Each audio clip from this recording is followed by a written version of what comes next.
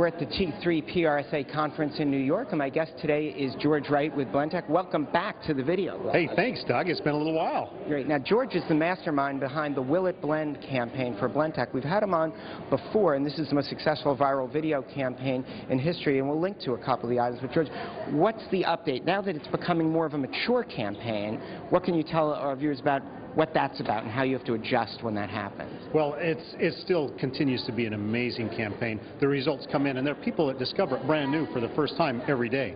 And so for some people it's brand new, and they go through that discovery. For our fans that are there, we've actually been doing some things that they're requesting. And so we're continuing to build that awareness with them and build the whole campaign. And it continues to just grow and grow and grow. Our views continue to grow. And most excitingly, our sales continue to grow. It's amazing how much of an impact this has had in our sales. Now, I know in about the first 10 months or so, you had a 500% increase in sales.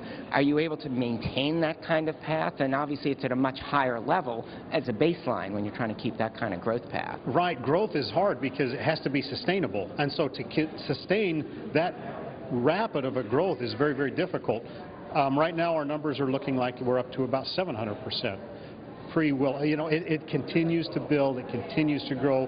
All of our channels are finding traction because of it. It's really been a huge way to brand ourselves. Yeah, and one of the challenges that we see, and I'll just throw something your way, for you could be the product's so good it won't break, so it's not like people have to come back and buy a new one. That said, from our web influencer survey, we noticed a lot of people want free product, and I figure since we're renovating our kitchen, this might be a good time to go for that. But all that aside, and we'll do proper disclosure, of course, for anything like that, to happen, how do you find new people? And are you trying to do things to push the campaign, or is it really about creating new content within it and distributing it the same way? Right now we're a little more selective on the things that we choose. In the early days, it was just so new and we were just going like crazy.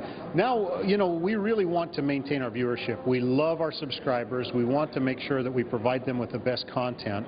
And so we're a little more selective, and we've been doing our blends in a little more careful way to help maintain the overall quality of the program.